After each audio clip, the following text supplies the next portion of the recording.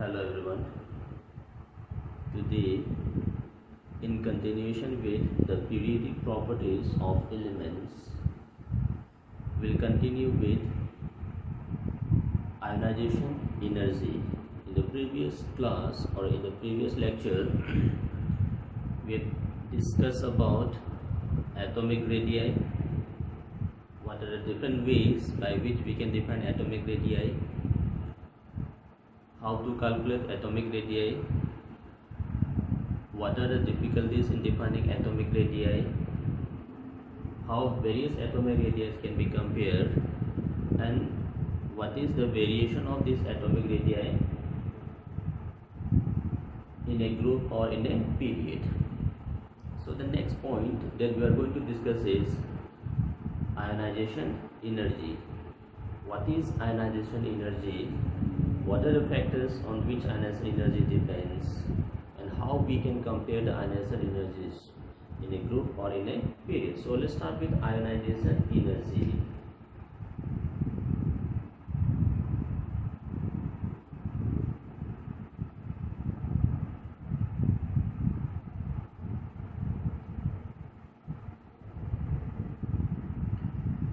So first of all, let's define what is ionization energy. Ionization energy is defined as the minimum amount of energy required to remove the most loosely bound electron from a neutral isolated gaseous atom. Let me repeat. It is defined as the minimum amount of energy required to remove the most loosely bound electron from a neutral isolated gaseous atom. That amount of energy is defined as the ionization energy. So since this being energy, the unit of this ionization energy must be in terms of joule, that is standard energy, or sometimes we measure in terms of kilojoule. So coming to definition, this is minimum amount of energy required to remove the most loosely bound electron from a neutral isolated gaseous atom. So we have used a particular term, neutral isolated gaseous atom. So whenever we use the term ionization energy, we use these terms from a neutral isolated gaseous atom. So the reason for this neutral isolated gaseous atom is, if the atom is not isolated or is not a neutral, or if this is not a gaseous atom, the neighboring atoms will influence this reference atom, because we are going to measure the ionization energy of this particular atom. So for this we need to have a single atom. If you are not having this single atom or isolated atom, the neighboring atoms will have this influence on this atom. These neighboring atoms will have lots of interaction with this reference atom, that is repulsion as well as attractive force. So in order to remove all these complications while measuring this quantity, we need to have an isolated single gaseous atom, so that influence for the neighboring atom should not be taking place. This is the reason why we require neutral isolated gaseous atom. So the reason for this is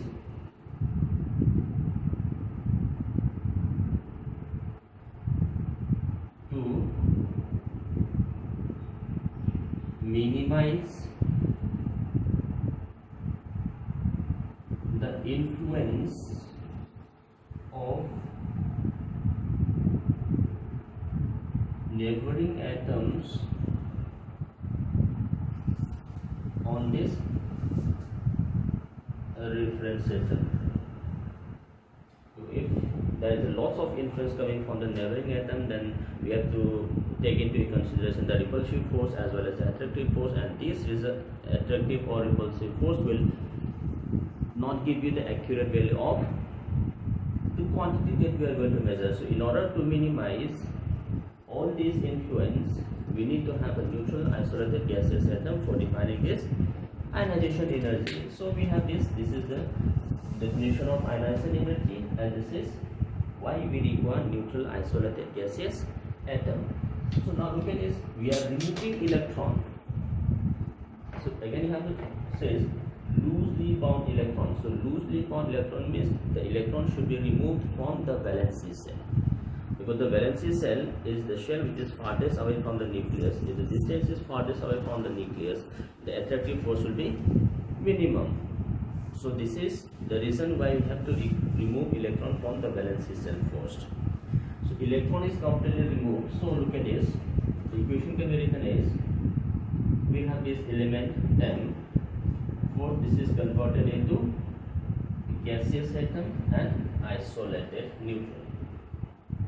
Now we supply energy in the form of ionization energy when electron is removed. First electron is removed. So energy supplied is known as ionization energy 1. We remove one electron here. After this is converted into cation. So whenever we remove electron, the neutral atom is converted into the cation. After this, we supply second energy, so that second electron is again removed when this is converted into +2 oxidation state and gaseous form. Similarly, we supply third ionization energy when third electron is removed when this is converted into +3 case, and so on. So theoretically, a given element can have as many ionization energies as are present in number of electrons. So suppose if an element atomic number is 26, so theoretically we can remove 26 electrons, so we can have 26 ionization energy terms. So for any given element, theoretically we can have as many ionization energies as are electrons present in the atom. So for an element we have successive ionization energies. All these ionization energy, this is the energy supplied. You are supplying energy to remove electron. So all these ionization energies will have positive values. Positive value means this is endothermic. You are supplying energy. So ionization is energy consuming process because we are supplying energy. So for an element, the successive ionization energies always increases. So ionization energy 1 will always be less than ionization energy 2, which will always be less than ionization energy 3, and such. So successive ionization energies of an element always increases. So let's see why this is the reason.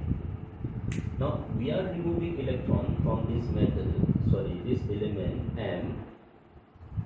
We supply energy E1 when this is converted into +1. So number of electron decreases, but the nuclear charge increases. So as the number of electron decreases or the nuclear charge increases, there is a stronger attractive force between the nucleus and the electron. That is what we call as effective nuclear charge increases. As the effective nuclear charge increases, the remaining electrons are held strongly by the nucleus. If the electron is held strongly by the nucleus, to remove the second electron we have to supply more amount of energy, hence the second ionization energy is always better than the first ionization energy. And if you look at this, after removal of first electron we are having a positive charge. So again, to remove electron from this positively charged species we have to supply more amount of energy. So if you keep on removing electron, the number of electron decreases, nuclear charge increases, effective nuclear charge increases, means attractive force between the nucleus and the remaining electron increases, which results in stronger attractive force. As a result, more amount of energy is required to remove the electron. So this is due to increasing effective nuclear charge. So successive ionization energies increases. As I mentioned you, an element can have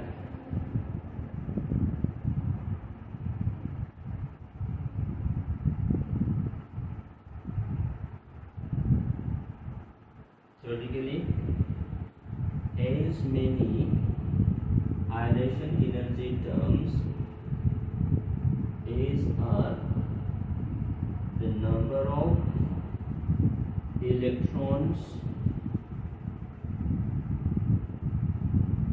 present in the atom. So look at this carbon, atomic number 6. So carbon can have 6 ionization energy terms because there are total 6 electrons present in a neutral atom of carbon. Suppose look at this oxygen, we have atomic number 8. So since there are 8 electrons, so the oxygen can have 8 ionization energy terms. Look at this.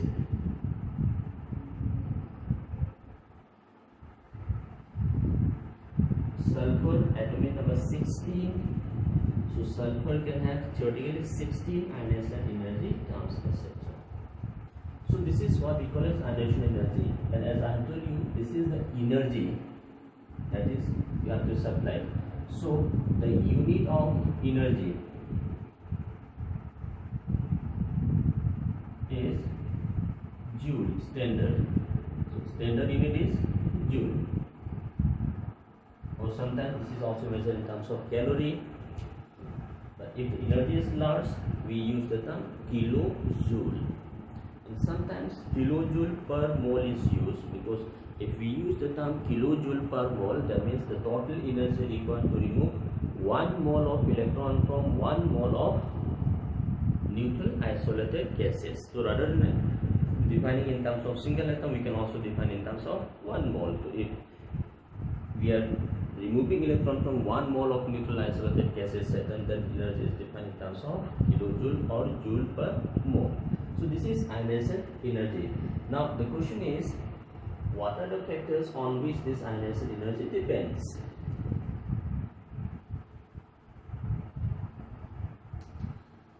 Factors on which ionization energy depends. The first, let's see, we'll discuss one by one. First factor is size or radius of atom. Now, if the size of element is large, or if the radius of atom is large, then what is happening is the outermost shell electron and the nucleus distance will be large. If the distance between the outermost shell and the nucleus is large, the attractive force between them will be less. If the attractive force is less, then to remove this we require lesser amount of energy. So if the size is more, attractive force is less, then ionization energy will be less. So in a way we can say ionization energy is inversely related to the size. So ionization energy is inversely related to the radius or the size. If the radius is more, ionization energy is less. If the radius is more, attractive force is less. Second factor on which the ionization energy depends, that is shielding constant. Shielding or spinning constant.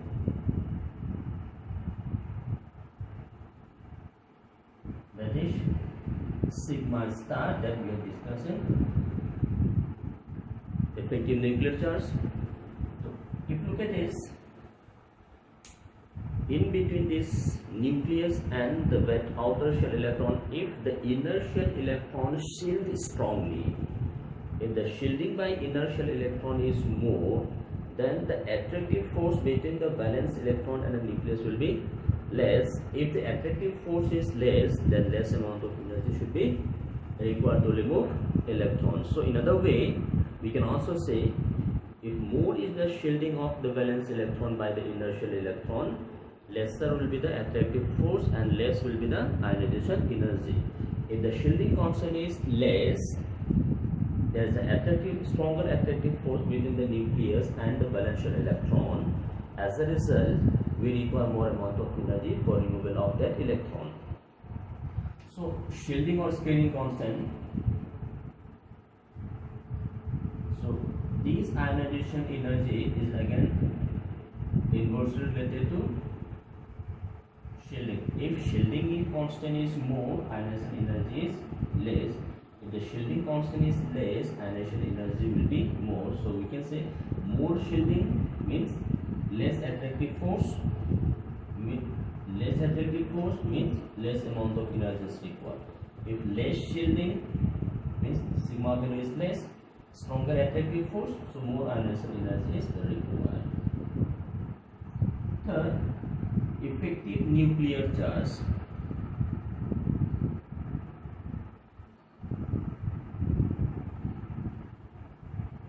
That is Z effective. If the effective nuclear charge is more, that means there exists a stronger attractive force between the nucleus and the valence shell electron. So if the effective nuclear charge is more, stronger attractive force exists, so we require more amount of energy to remove that electron. If the effective nuclear charge is less, that means less attractive force exists between the nucleus and the valence shell electron. If the attractive force is less, we require lesser amount of energy to remove the electron. So this ionization energy is directly proportional to effective nuclear charge. So effective nuclear charge more, stronger attractive force, more ionization energy. Effective nuclear charge less attractive force, less amount of energy is required. So combining these two, we can also say, look at this, Z effective is equals to Z minus sigma. If sigma is more, effective nuclear charge is less, ionization energy is less. If sigma is less, effective nuclear charge is more, ionization energy will be more, because that is a stronger attractive force. The fourth factor on which this ionization energy depends is penetration effect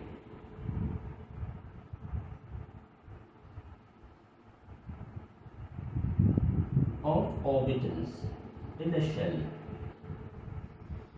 Already we have discussed the penetration effect of orbitals in the shell, because suppose we have nth shell, and this nth shell contains s orbital, p orbital, d orbital, etc. So for these orbitals present in a shell, the s orbital has got maximum penetration effect. That means s orbital is closest to the nuclei. If the s orbital is closest to the nuclei, means can penetrate more closely towards the nuclei.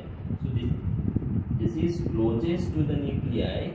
So if s orbital is closest, the electrons in s orbital will be held strongly by the nucleus. If the electrons are held strongly by the nucleus, so more amount of energy will be required to remove electrons from this s orbital. Then we have p. So distance of p is greater than s. If the distance is more, attractive force is less, so less amount of energy should be required. Similarly, so depending on the penetration effect, that means from which orbital electron is to be removed from this nth shell.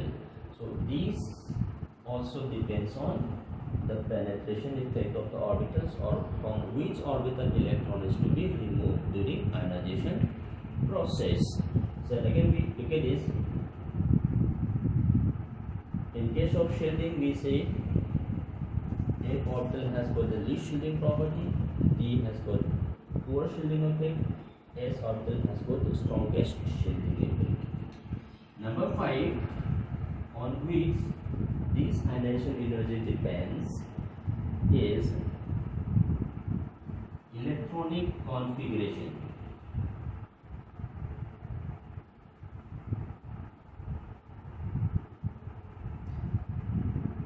Electronic configuration also largely defines what should be the ionization energy of the element of the atom. Now look at this. Whenever we say electronic configuration, half filled and the fully filled orbitals are much strong, have extra stability.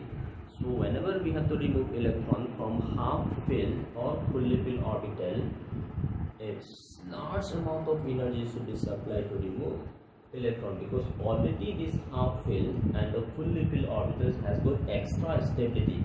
So removing electrons means we are breaking the extra stability. So to break this extra stability, we have to supply a more amount of energy. So we have to see the extra stability of half filled fully filled orbitals.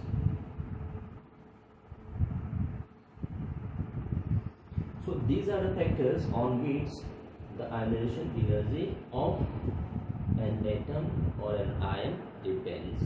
So we have to consider, so we don't have to see only this, the radius, or only the shielding, only this jet effective, or only this.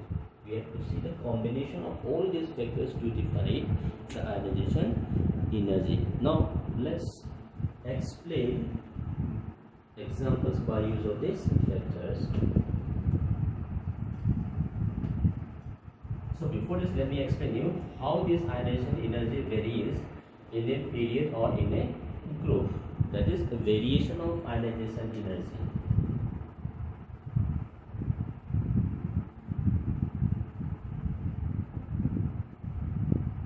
Variation of ionization energy.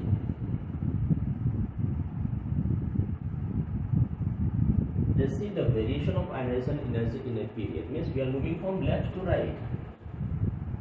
Left to right in a period. So on moving from left to right in a period, effective nuclear charge increases, which results in decrease in the radius. So look at this. Effective nuclear charge increases, ionization energy has to increase. Due to increase in effective nuclear charge, the radius decreases. If the radius decreases, means attractive force is more, so ionization energy is more. So left to right, ionization energy increases on moving from left to right in a period. Ionization energy always decreases. So this is due to decrease in radius or decrease in size. Due to decrease in radius, because effective nuclear charge increases. So increase in effective nuclear charge says ionization energy has to increase because a stronger attractive force exists. As the effective nuclear charge increases, size decreases, there is contraction in size. So as the size contraction occurs, so ionization energy again increases. So simply saying, moving from left to right, generally ionization energy increases due to increase in effective nuclear charge, which results in decrease of size. In a group that is from top to bottom, we are moving from top to bottom in a group. So on moving from top to bottom, ionization energy decreases. So on moving from top to bottom, generally ionization energy decreases. Why? Because moving from top to bottom, the size increases due to addition of extra shell. As the size increases, attractive force between the last electron and the nucleus decreases, ionization energy decreases. The radius increases due to addition of extra cell. So due to addition of extra cell, radius increases. attractive force increases, ionization energy decreases. So this is the variation of ionization energy along a period or in a group. But there may be some abnormalities when moving from left to right or moving from top to bottom. So let's see the examples. Look at this group 1 elements. We have lithium, then we have sodium, potassium, rubidium, cesium. Now we are moving from top to bottom. So moving from top to bottom, size increases. As the size increases, ionization energy decreases. So the ionization energy of lithium is greater than sodium, sodium is greater than potassium, potassium is greater than rubidium. So the ionization energy of cesium is the least of all elements. So we have a number of elements present in the periodic table. So the element or the atom with the least ionization energy is cesium. Similarly, take this group 2. We have beryllium, magnesium, calcium, strontium, barium. Again, moving from beryllium to barium, size increases, so ionization energy decreases.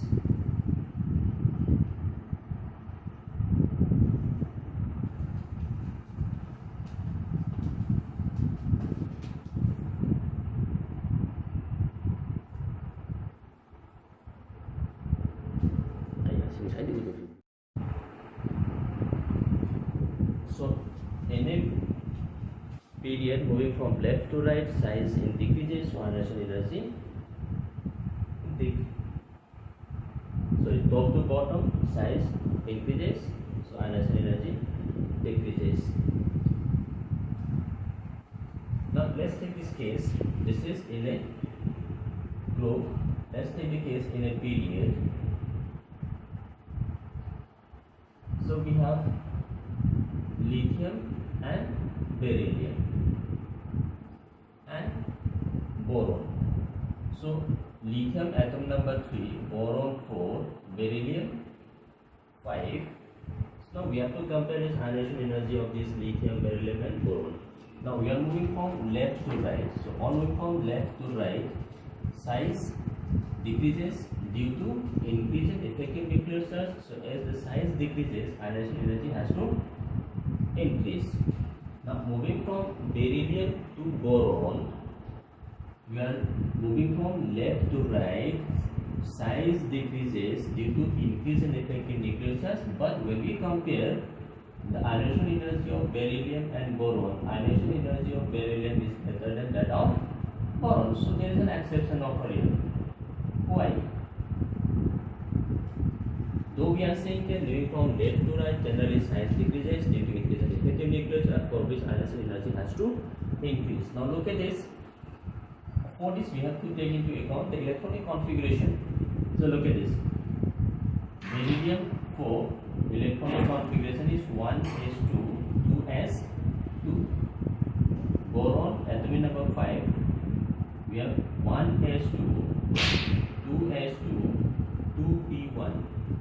So you look at this, here valency shell is 2, valency shell is 2. So we are moving electron from the same shell. So shell remains same. That means we are removing the electron from the same valency shell. Now if you look at this, in beryllium electron is to be removed from s orbital, whereas in boron electron is to be removed from p orbital.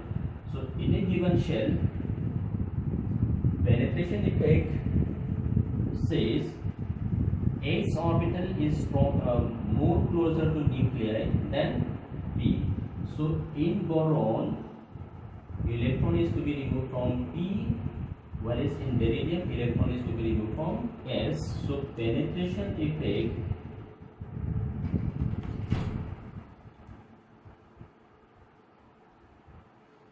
of s is greater than p.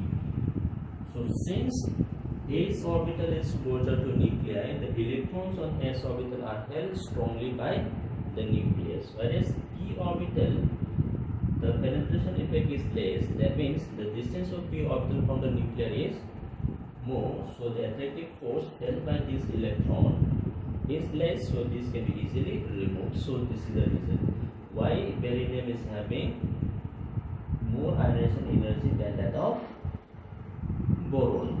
I hope the point is clear. So don't just say when we are moving from left to right, then ionization energy has to increase. There may be some abnormalities. This is one of the case. If there is an abnormality, moving from beryllium to boron, ionization energy decreases. Ionization energy of beryllium is greater than boron. So the reason, in case of beryllium, electron is moving from s orbital. S orbital is having more penetration effect than p orbital. So s orbital electron requires stronger energy to remove electron.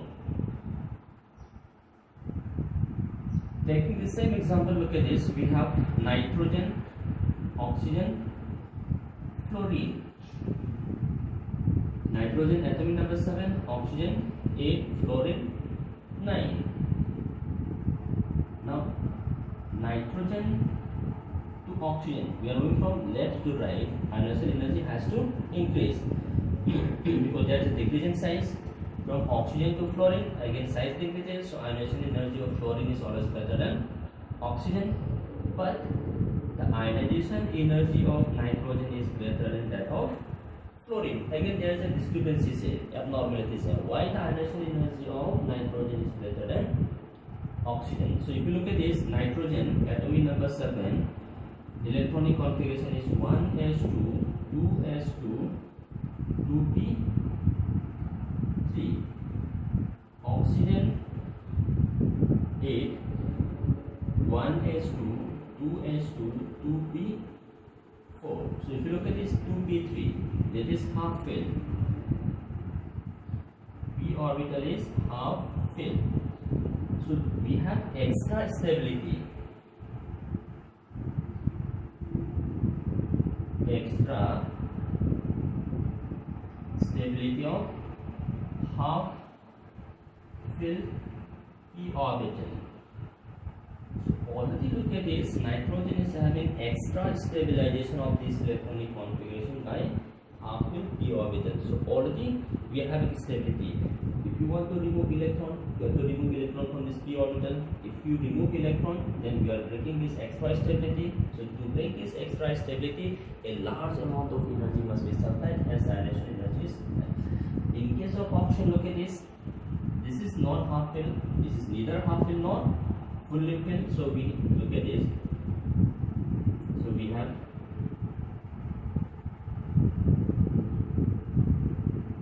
now remove one electron. We are removing one electron. After this removing of electron, we are getting 2p3. So now we are getting half filled stability. Nitrogen already in the ground state, we are having P3, which is extra stability of half filled. So we require more amount of energy.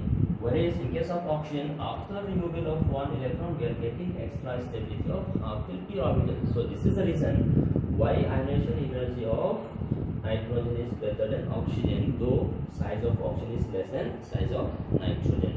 Moving from oxygen to fluorine, fluorine is the most electronegative atom, so size decreases much, so ionization energy is increased. So this is the discrepancies. So along with this, we have to see the electronic configuration or the stability of the electronic configuration, and we have to see the penetration effect of the orbitals also.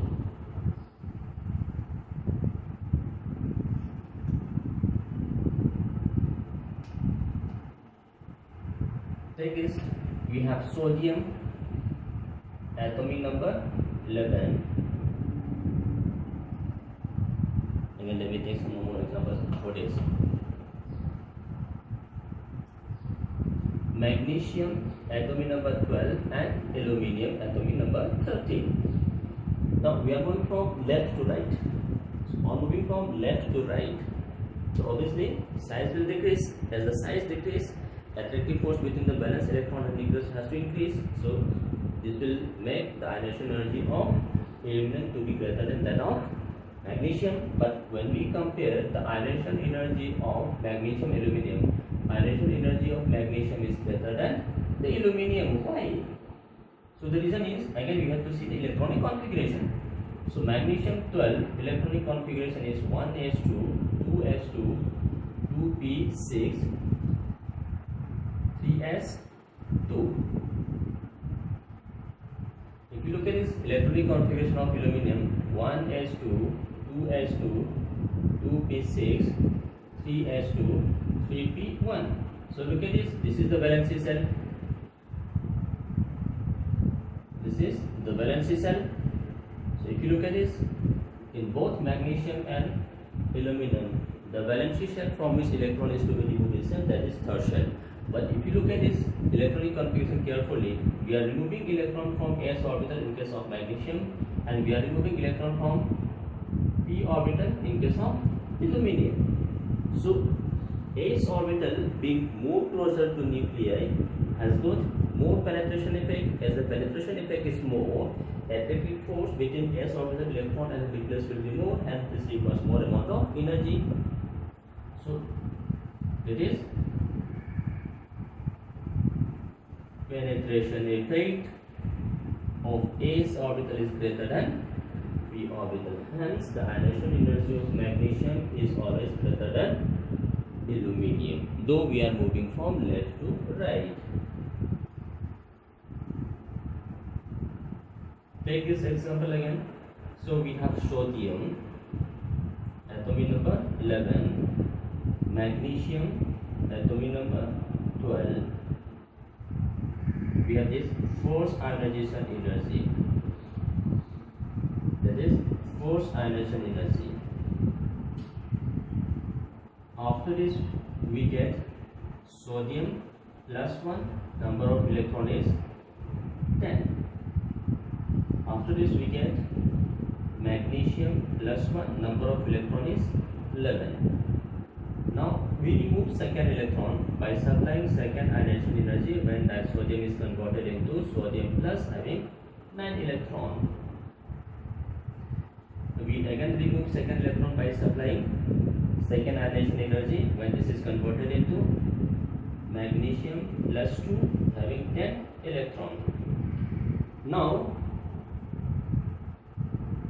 the values, when you compare the values, the ionization energy 1 of sodium is always less than the first ionization energy of magnesium.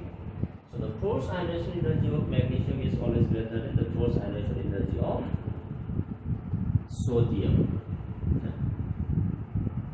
Second point, when we compare the second ionization energy, the second ionization energy of sodium is always greater than the second ionization energy of magnesium. Though for the same element, second ionization energy is greater than first ionization energy. For the same element, second ionization energy is greater than the first ionization energy. But we are comparing two different elements. So sodium and magnesium, moving from left to right. So moving from left to right, obviously size decreases. As the size decreases, ionization energy increases. So we can easily say ionization energy of magnesium is greater than that of sodium. But when we compare the second ionization energy, the second ionization energy of sodium is always greater than the magnesium. So look at this. For this we have to go through the electronic configuration. So electronic configuration of sodium: 1s2, 2s2, 2p6, 3s1. This is 1s2, 2s2, 2p6, 3s2. Now we have look at this. Electron is to be removed from third shell, electron is to be removed from third shell.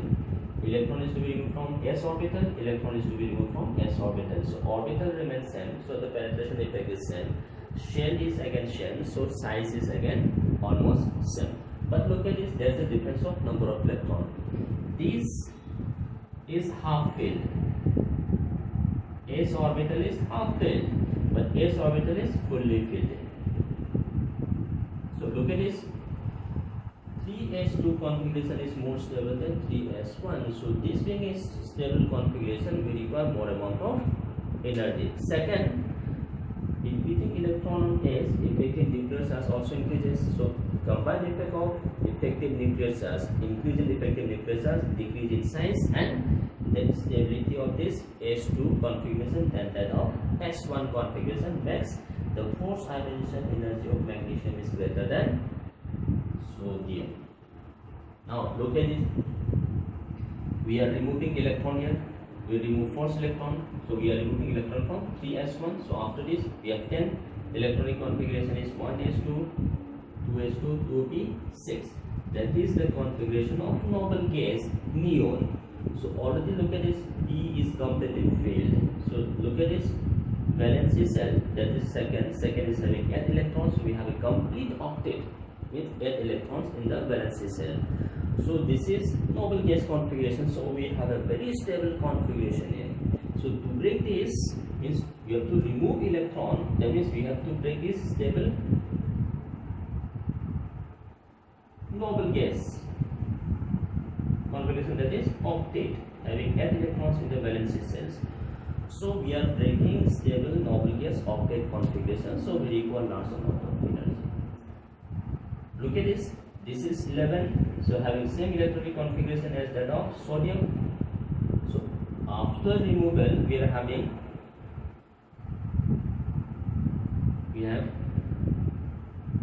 3s1. Before this we have 1s2, 2s2, 2p6.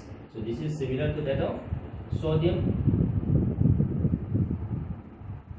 After removal we are having 10. So this is similar to sodium plus. So we are having extra stable noble gas. So sodium after force ionization attains noble gas configuration, but magnesium after second ionization attains noble gas. So this is the reason why second ionization energy of sodium is much greater than that of magnesium. So sodium after force ionization attains stable noble gas configuration, whereas magnesium after second ionization attains noble gas configuration. So the second ionization energy of sodium is always greater than that of magnesium.